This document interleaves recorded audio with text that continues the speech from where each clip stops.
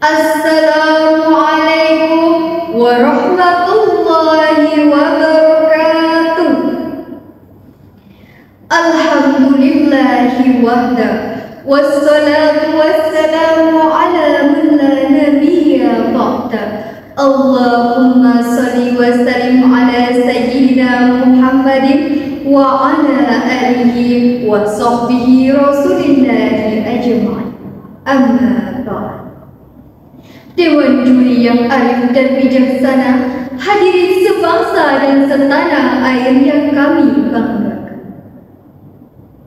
Di era teknologi yang semakin canggih di zaman sekarang ini, membawa dampak luas di seluruh belahan bumi, tak terkecuali Indonesia.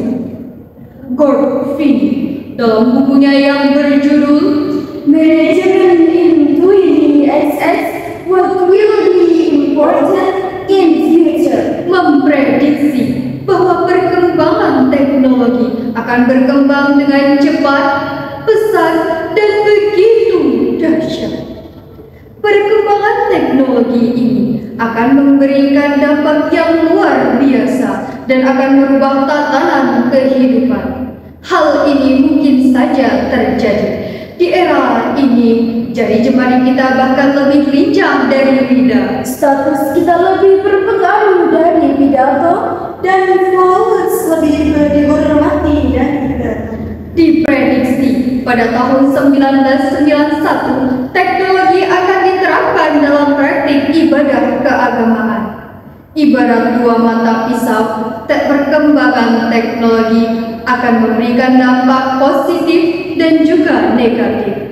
Salah satunya mengancam bagi praktik ibadah keagamaan. Oleh karena itu hadirin, pada kesempatan yang penuh ukhuwah ini, izinkanlah kami menyampaikan syarahan Quran dengan judul Media Sosial sebagai Sarana Dakwah untuk membangun generasi beradab di era Society 5.0. dengan landasan Al-Quran Surah Al-Anbiya ayat 106 sampai 107. A'udzu billahi minasyaitonir rajim. Bismillahirrahmanirrahim.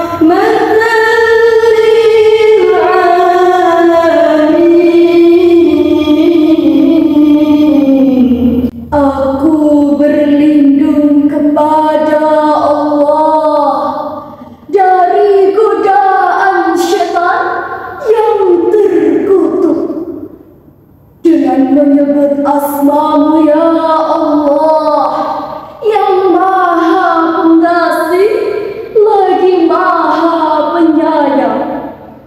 Sungguh apa yang disebutkan di dalam Al-Quran ini benar-benar menjadi petunjuk yang lengkap bagi orang-orang yang menyembah Allah. Dan tidaklah kami mengutus kamu Muhammad melainkan untuk menjadi rahmat bagi semesta alam.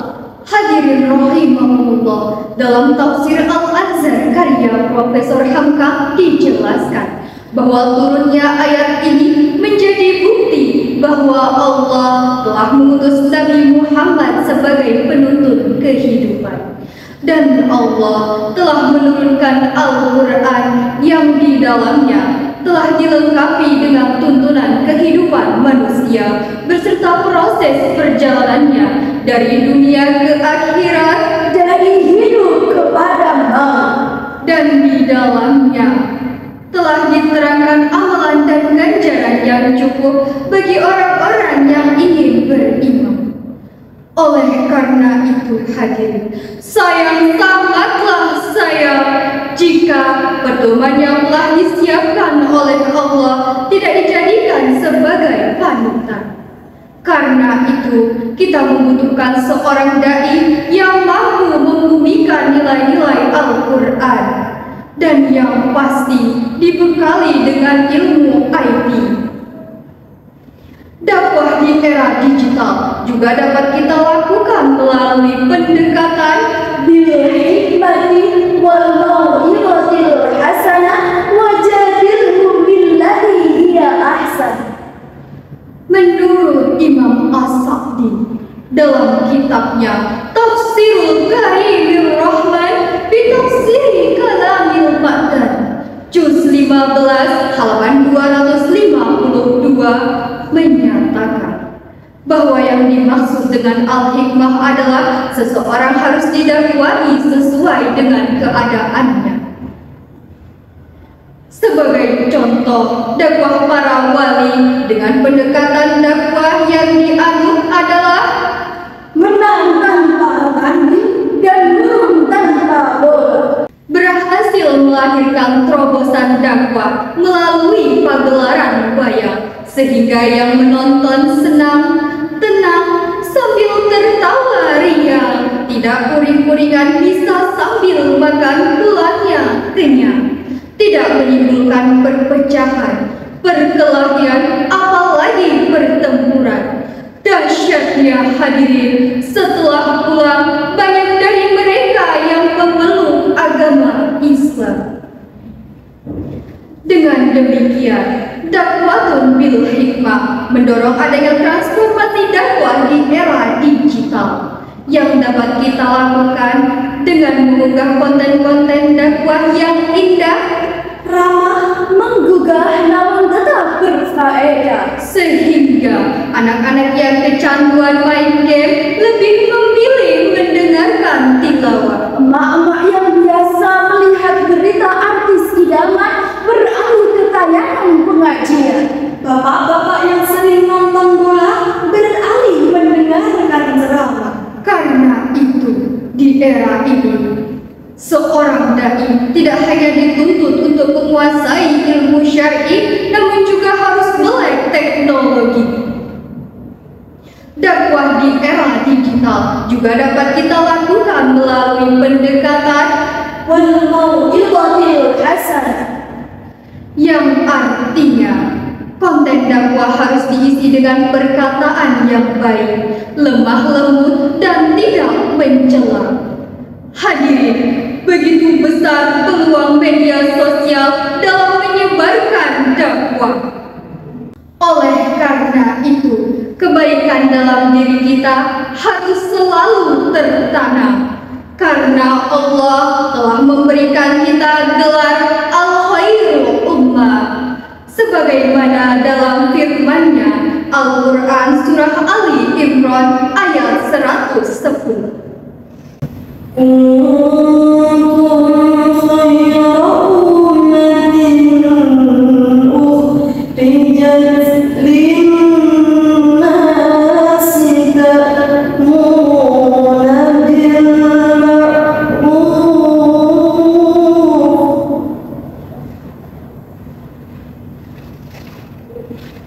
تأمرون بالمعروف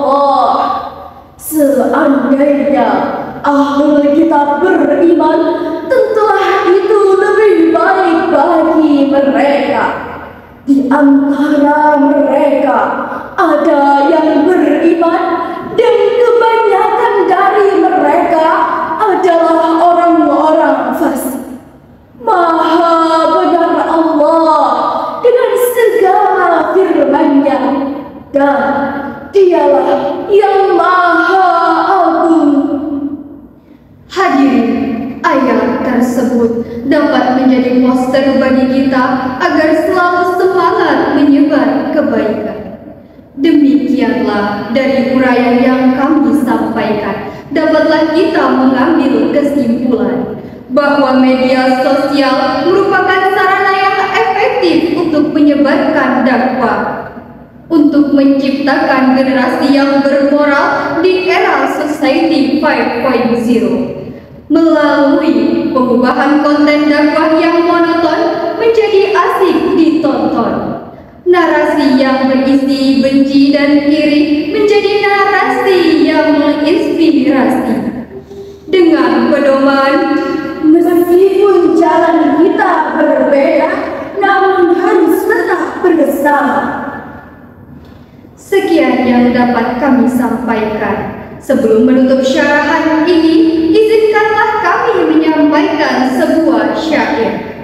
Zaman sekarang digital mendunia, sandang dan pangan mudah aksesnya, gampang berteman sesama orang, namun tetangga tadi hiraukan. Bijaklah bijak bermedia sosial, janganlah dipermudah digital.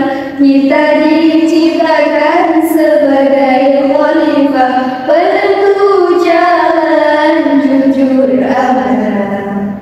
Sekian yang dapat kami sampaikan. Wabillahi taufiq.